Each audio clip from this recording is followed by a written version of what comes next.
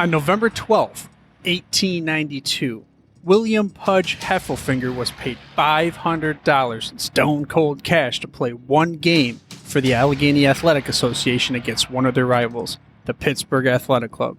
Pudge scored the only touchdown in the game, and with the score of 4-0, the professional football experiment proved to be a successful venture. Curiously enough, in the same year, just 8 months and 1 day earlier, the hero of this story was born, and it all revolves around a city in the middle of upstate New York called Rochester. Welcome to the Football History Dude podcast, where each episode is a journey back in time to learn about the rich history of the NFL. Your host is Arnie Chapman. Football is his passion, and he wants you to come along with him to explore the yesteryear of the gridiron. So hop on board his DeLorean and let's get this baby up to 88 miles per hour. Great Scott! This time as we step off the DeLorean, the date is March 11th, 1892, and we are in Rochester, New York to witness the birth of an unsung hero of the NFL. His name is Leo Lyon. Now, you probably never heard of this cat, but he helped build the NFL with blood, sweat, tears, and even a little bit of alcohol along the way. The same can be said about an unsung hero of the Revolutionary War. His name was Anthony Wayne. Now, you may never have heard of this cat either, but he was able to raise a scrappy militia at the beginning of the Revolutionary War all the way to the point where George Washington trusted him so much that he ordered Wayne to storm through to the impenetrable cliffside fortifications held by the British at Stony Point in New York. Let's just say the scrappiness led to a victory, and it gave him the moniker of Mad Anthony Wayne. The same could be said about Leo Lyon, because all through his time building these Rochester Jeffersons, many assumed he was mad himself to just continue on. This is a story that you will hear through the eyes and the mouth of his great-grandson, John Steffenhagen. John has dedicated much of his life to rebuilding the life of Leo Lyon to share this incredible story of a man that he, and now I myself, believe belongs in the Professional Football Hall of Fame. I'll go ahead and include a link to his site, some photos, cool videos, and all the other knickknacks and such that he uncovered about this incredible story of Leo Lyon on my site. That page is thefootballhistorydude.com/John Steffenhagen. That's John, John, Steffenhagen, Steffenhagen.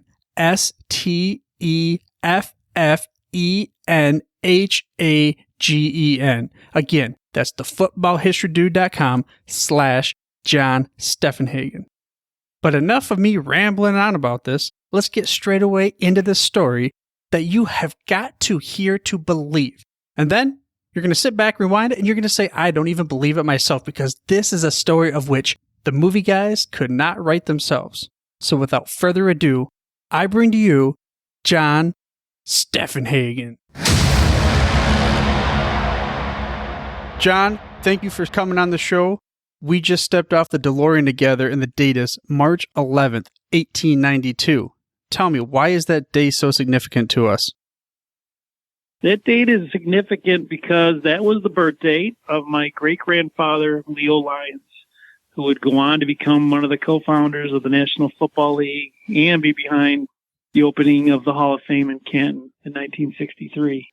He was born, 1892, and when I was,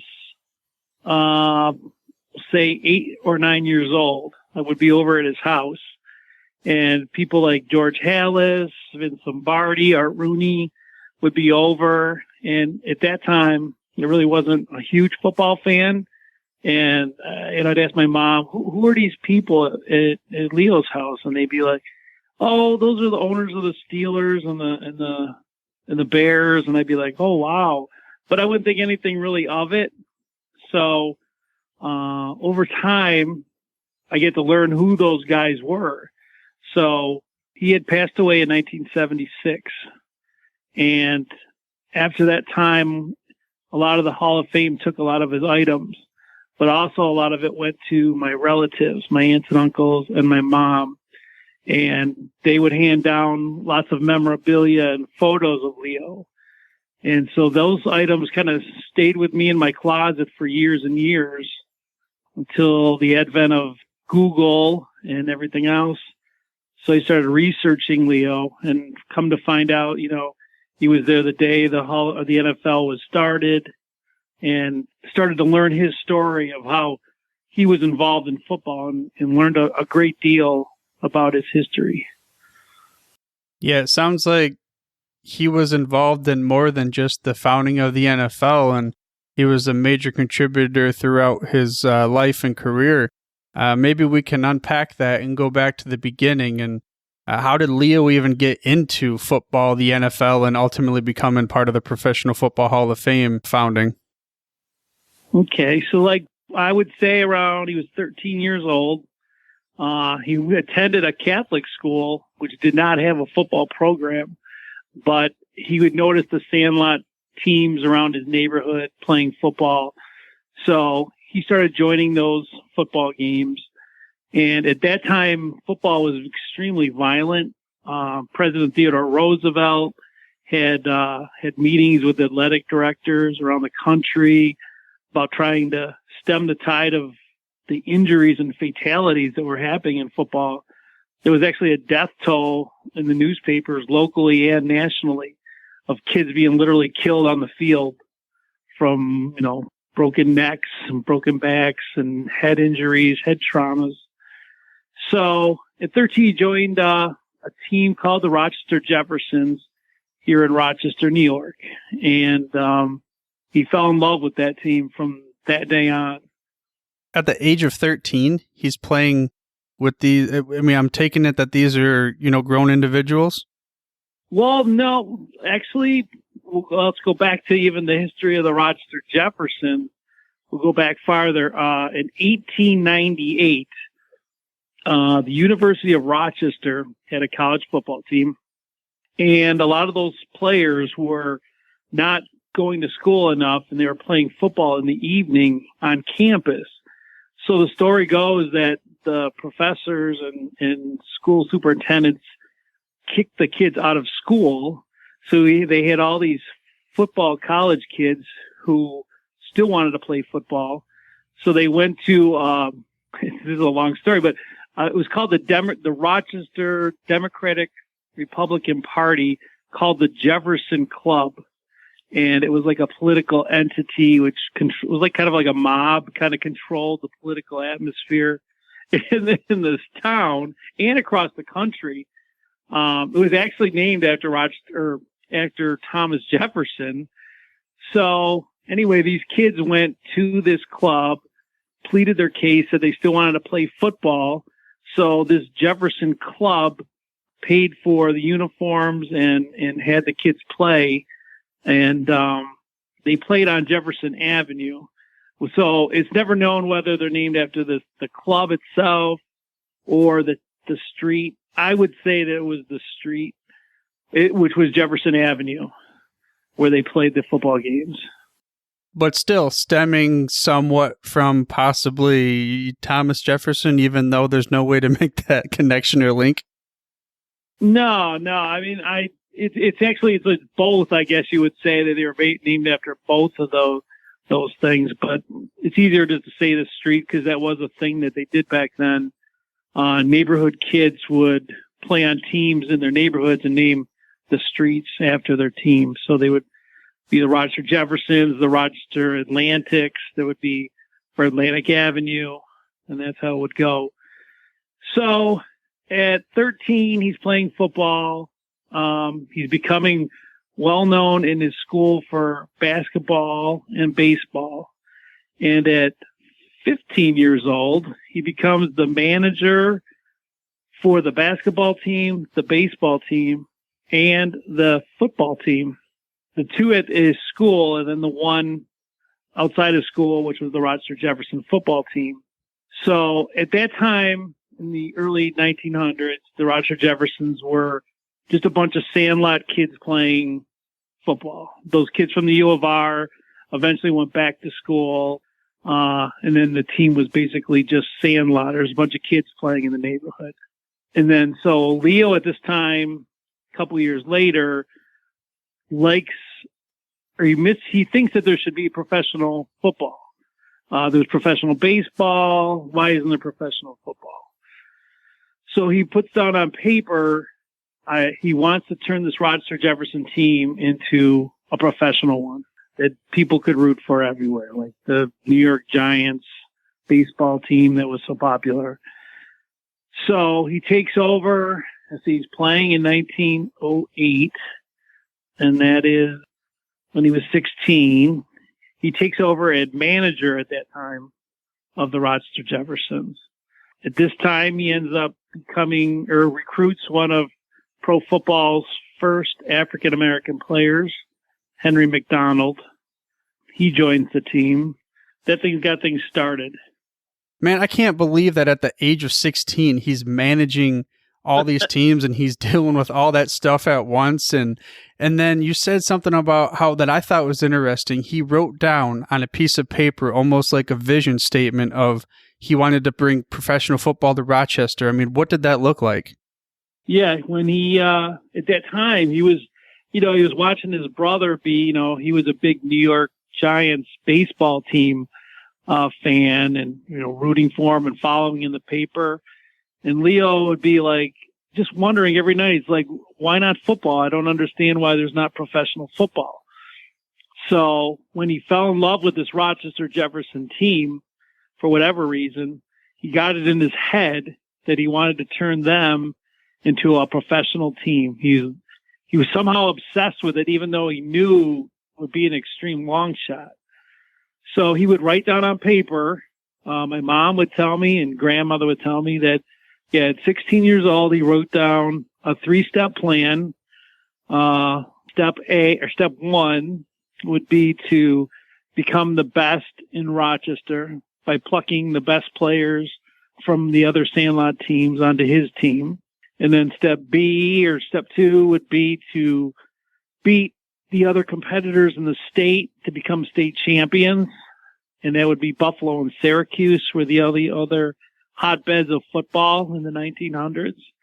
And then his step 3 would be to challenge the teams in Ohio, in the Ohio League, which was the only other football league in the entire country, like the Canton Bulldogs. And that was his plan. So here you got a kid who didn't play football in school, just started playing sandlots in the sandlots. And he had this grandeur plan of having this happen. But most of his friends were like, yeah, okay. But for whatever reason, at this age, he was extremely serious about it. So he would end up working 2 jobs during the year. He worked at Rochester Telephone, putting in telephone poles. And he also worked at an electric bulb manufacturer because electricity at that time was just being invented. So he worked those 2 jobs. And then during the summer, he would be on the basketball team and managing the team. Baseball team at his school, he'd be the manager and player on that team. And then in the fall, he would be on the Rochester Jeffersons as a player and manager. So he began to pluck the players, like he said, picking up the best players. And then he decided, I need to set my team apart from the other teams here in Rochester.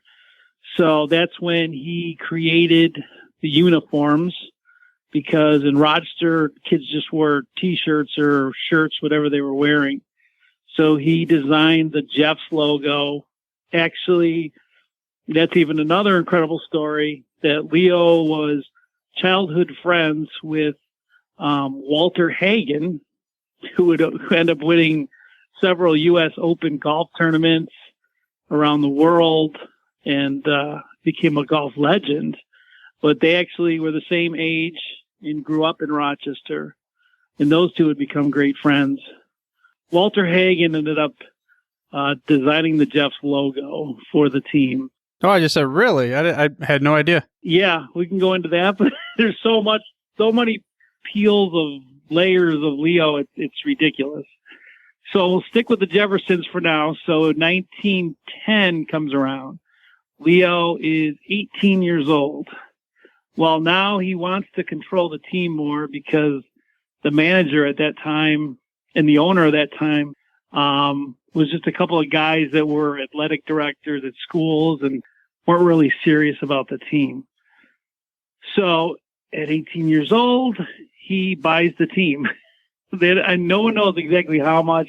I don't believe it was very much at all, but he buys the team. So now at 18 years old, he is a player, manager, coach, and owner of the Rochester Jeffersons.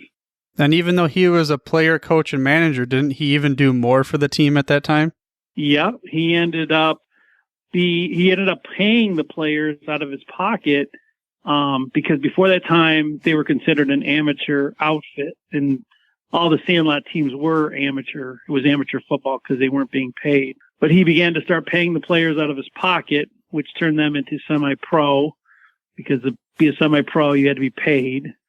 So he changed the whole landscape of football in Rochester because other teams followed suit by getting uniforms and paying their players. So he changed the landscape of Rochester right away. But still, Rochester was the best. The Rochester Jeffersons were the best in the city. And then he knew he accomplished his step A in just 2 years. And then he knew he had to set his goals for the state championship next. For a guy with such drive at such an early age, between 13, 16, and 18, were there any specific mentors or inspirations or other role models or something? Like, what got him to be to that level, you think? Nobody knows, because his family, his father was an alcoholic who was, I wouldn't say abusive physically, but abusive mentally. And none of his family liked football. So from his family, he got no support. No, he had no mentors. He had nobody to help him along. He actually would go to George Eastman from Eastman Kodak, which was the biggest company in the country at the time. And here it was right here in Rochester. And the 18-year-old Leo would dress up and go meet George Eastman and tell him, I'd like to, if we could get some financial support, we could really build a good semi-professional football team in the country. And he was ridiculed by saying, George Eastman would say, professional football is a crazy idea. And I also have newspaper articles from our local newspapers where Leo is like, professional football is just around the corner. Let's be part of it. It's going to take off like baseball. And the headline afterwards was, the editor wrote, Leo, what a dreamer. And they just laughed. Well, a dreamer that ended up becoming true and overtaking baseball. I'm just going to go ahead and put that asterisk in there. Yeah, right. So during this time, again, you had all this Rochester Jefferson things going on. He didn't have any support from anybody. He really didn't know football. His other players on his team would have to help him, because he never played organized football before. But, they helped him along the way. And at the same time, he was friends with Walter Hagen, who was a golf legend. And those two had met. Their dads worked at the same place at a train yard. And the fathers would bring their sons to the train yard to try to learn the skill of mechanics of building freight cars. But the two of them were obsessed with each one of their sports. And they used to play golf on a back lot of the train company, the manufacturer. They would drill holes in the ground and play golf when they were like 16 years old. And then Leo would always joke to Walter Hagen, you're wasting your time. Golf is boring. And then Walter Hagen would always joke to Leo would always say, yeah, golf's not going to be good. And then Walter would tell Leo, football is never going to take off. You're wasting your time and money. So that was kind of a funny paradox. The two would go on to greater things. Right, yeah, a little bantering back and forth, but the competition within drove the fire, and they both ended up having success. Yeah, so really in hindsight, as I look at it, I think that that was his driving motivation later on when he got to be 18, 20, because he saw this Walter Hagen start to win his first U.S. Open when he was 21, and he saw him becoming successful. So it kind of put pressure on Leo to also become professional or, successful at what he was doing. So he definitely had a bearing on what he was doing. Did they remain friends, after Walter continued to win and become more famous and things like that? As time went on, they became less and less friends. I would say by the time they were 30, I think that, Walter ended up moving to Chicago, and then he was just, all over the country, and he became a millionaire quite quickly. And his lifestyle was drastically different than Leo's. So the two would on occasion talk on the phone, but it would be definitely nothing close once they got out of their teenage years. So we're getting closer to the September 17, 1920 and all that, but there's still a long ways to go. And what were some of the challenges that he faced? He's on his way to his 3-step plan. However, we're still stuck in step 2. What are some of the challenges that he faced to get to that next step? Yeah, so now his step was to get, the state championship.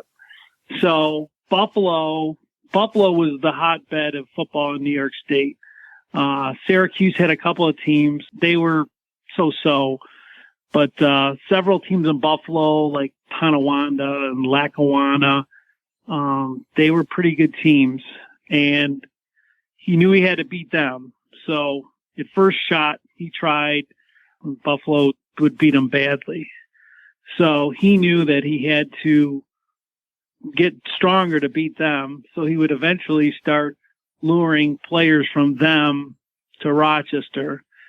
And it would also work against him because a team from Lackawanna would pick up Henry McDonald from the Jeffersons, one of the first African-American players. He was their star running back, and it killed Leo to see him being taken by Buffalo, but they offered him hundreds and hundreds of dollars at that time was huge, and Leo just couldn't compete with that. So that became a big thing, the money issue, which of course would always be an issue.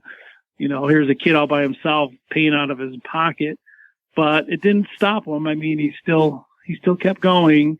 That was definitely one of the problems, the players being lured away. Just to play those teams out in Buffalo, whatever, he had to pay for the train. He was paying for he was the franchise, so he was paying for hotel rooms if they stayed the night. I mean, the food, meals, everything. So it definitely was a huge money drag on him, but it didn't matter for him. He spent every penny he could to do it. So by 1915, so that would be, he is now 23. He wins the state championship. He's finally able to beat those teams.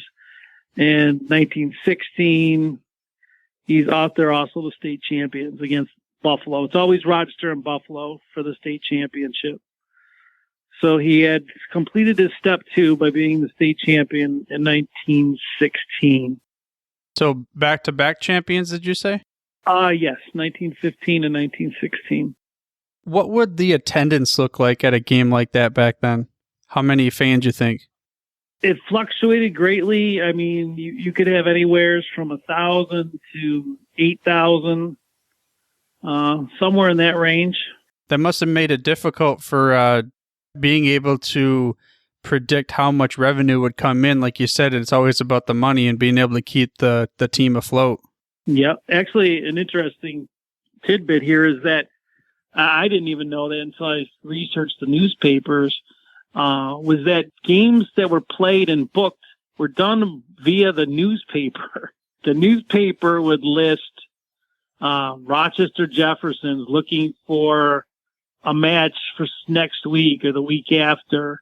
Please call Leo Lyons at whatever phone number or write to him at this address. And that's how all the teams would do. So the sports section would have a huge section of ads, literally, to schedule games every week. So yeah, money, you could never determine what you're going to make ever.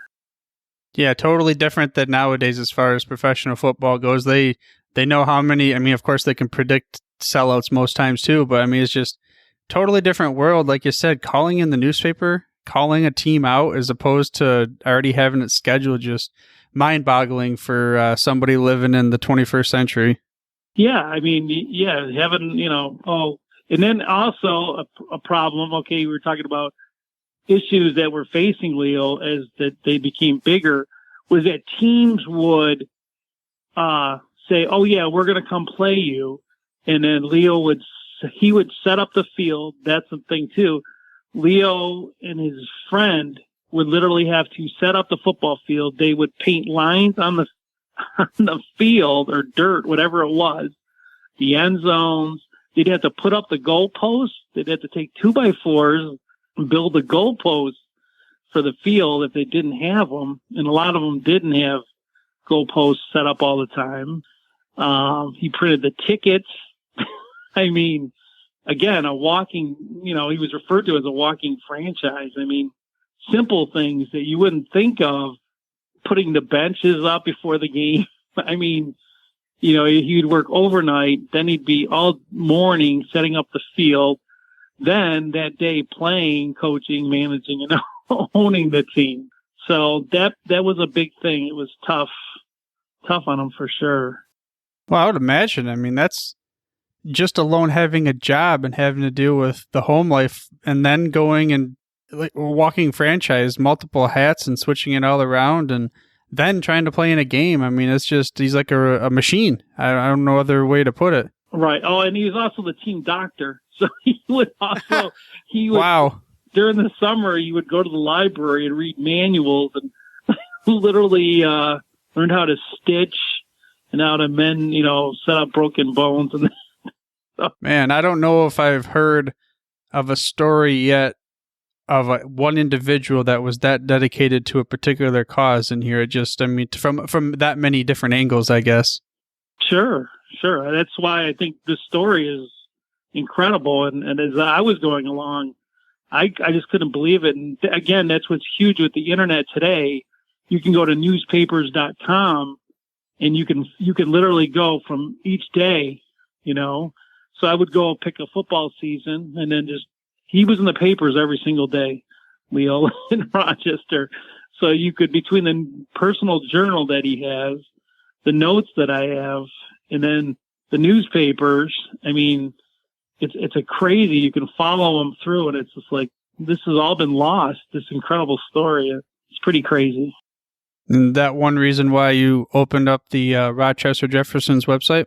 Yeah, www.rochesterjeffersons.org, which I've got probably 100 photographs, team photos, Leo with his friends, the owners of other teams, get Vince Lombardi photos, along with memorabilia as well. So yeah, it's good stuff. Yeah, and I'll definitely put a link to that in the show notes as well for every listener of this show, including anything else that you want me to have on there for you. All right, yeah, thank you.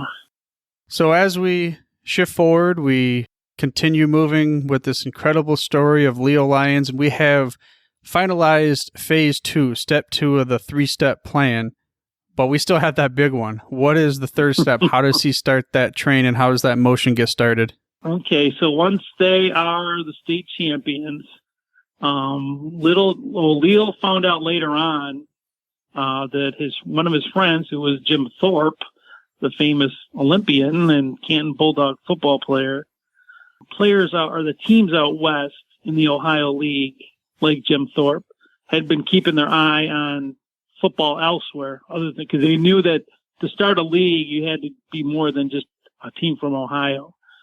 So they were watching the New York football scene and had noticed that the Rochester Jeffersons had come out of nowhere, and now they're the state champions. And they were also reading the newspapers, and they're like, Leo Lyons, who's this kid, this 18, 20-year-old kid, playing, managing, owning. So he was catching the attention of teams out west. So just as things were rolling along good, you had, well, I will skip ahead, but you had World War I and an influenza epidemic, which would hit the team hard, his goals.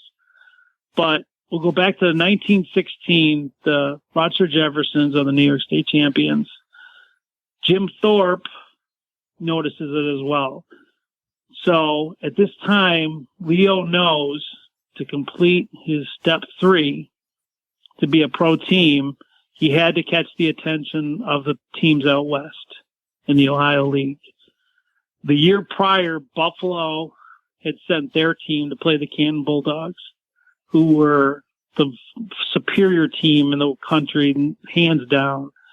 Buffalo would get beat, I believe, 77-0 or 80-0. I mean, it was something incredible. And that was the one and only time that a New York team had ever challenged a team out west, because it was always felt that the New York teams were incredibly inferior. So Leo, feeling confident in his team, writes to Jim Thorpe and says, "We would like to challenge you." And actually was kind of smack talking when smack talking wasn't around then. And Jim Thorpe's like, "Who is this young kid with this team? What is this?" So the two had kept in contact for weeks prior to that game. And Jim Thorpe had started to kind of give Leo the business back. So the two of them had a lot of phone conversation. So they did book a game for the 1917 season, and the Rochester Jeffersons left for Canton. And when they had arrived there and were on the playing field, there was a stretcher put out in front of the Rochester Jeffersons bench. And one of the players had asked the Canton Bulldog player, "Why is there a stretcher in front of our bench?" And the player was like, "Well, usually 1 or 2 people die during a game each week, so we're just setting it there for later today." Wow. So that was, again, the Jim Thorpe kind of, giving the business to Leo. Yeah, a different type of smack talking than nowadays. Right. So they would play a game that day, and the Rochester Jeffersons would lose 41-0, which was the most respectable of the entire year, because the Bulldogs went the entire year without allowing a point and probably scored close to 100 points every game by themselves. So 41-0 was considered a close match. Well, yeah, it's a tie almost. Right. So at this time after the game, Leo and Jim Thorpe had talked, and Leo was like, "I really want to be part of a pro football league. Why don't we start a league? You've got your teams out here." And Jim Thorpe said, "Yeah, we've already been talking about it. We're working on it." He's like, "Well, we got each other's phone numbers. I'll let you know, keep you up to date on how things are looking for a pro league." That was his in to start a professional football league. So 1917, 1918, the team is getting stronger. And then, of course, the 1918 season is marred by World War I, the year the U.S. joined the war. And at that time, Leo would lose 14 of his starting players, which was almost his entire team. Right, yeah. I mean, it's got to be tough back then during the Great War, especially for the teams. I mean, they didn't have as many players as they do nowadays. No, they played on both sides of the line. So, yeah, I mean, he pretty much lost his whole team to the war. Just from bad luck. I mean, the draft, they would just all be drafted. And ironically, Leo didn't get drafted.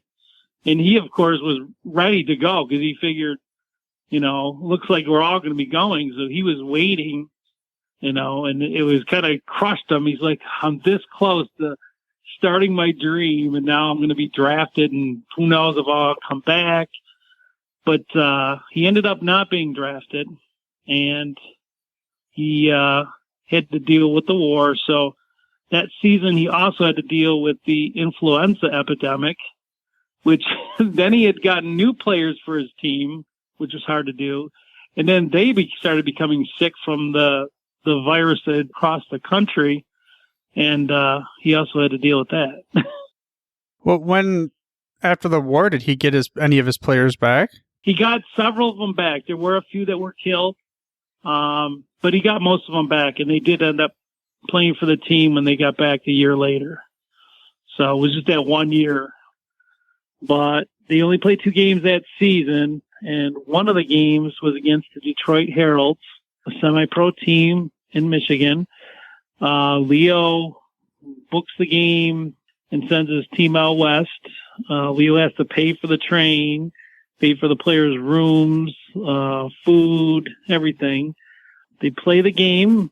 Detroit wins handily, 37-0. And on the way back on the train, one of the players becomes violently sick, and they had to quarantine him in the back of the train because of the influenza epidemic. It was contagious. It was, you would be sick in the morning and you could be dead by the evening. So yeah, they had to put him back in the back of the train. And luckily when he got back here, he was hospitalized and survived. But some more brushes with death and danger. Yeah, I didn't even realize that that there was such a severe epidemic in 1918 around the wartime. I mean, was it considered something that was biological terrorism, or was it just because it happened? Well, you're going to have to wait until next week to learn what caused the great influenza breakout during the World War I era. And after hearing this story, I myself had to go back and do some research. See, according to the CDC website, it was estimated that about 500 million people, at the time that was 1/3 of the entire population on this planet Earth that spins around. There were 1/3, 500 million people were infected by this virus at some point in time. It was also estimated that 50 million deaths occurred worldwide, and with 675,000 of them in the United States. I mean, that is a death toll in itself, of which is not believable. Of course, we were dealing with World War I, and you have all these other deaths. So how the heck did the NFL survive? It was something that should have derailed them. Should have derailed this little tiny town Rochester Jeffersons football team. However, it did not. And that's why the story is so cool, because it all revolves around this one man, Leo Lyons. And I suppose that's why they stuck that dude back in the train there on the way back from home against the Detroit Herald football club.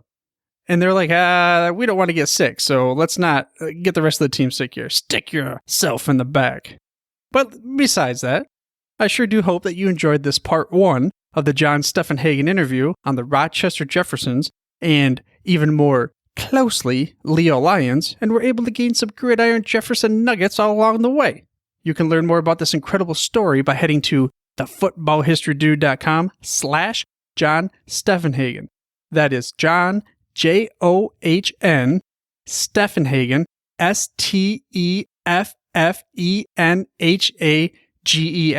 Again, thefootballhistorydude.com/John Steffenhagen. And if you know a football geek just like yourself, take them, grab them by the hand, grab them by the back of the hair if you have to, show them that website, because they need to learn about this incredible story of Leo Lyons and the Rochester Jeffersons themselves. Then make sure they mash that little subscribe button on their podcast player choice. That way they get the hottest, freshest out the press episode. Well, next week, part 2 is when we're going to find out in the rest of this interview what caused that crazy influenza pandemic and how Leo Lyons took the Rochester Jeffersons into the 3rd phase of his plan, getting into the NFL. But for now, dudes, I'm through if you're through. Thank you for listening to this episode of the Football History Dude.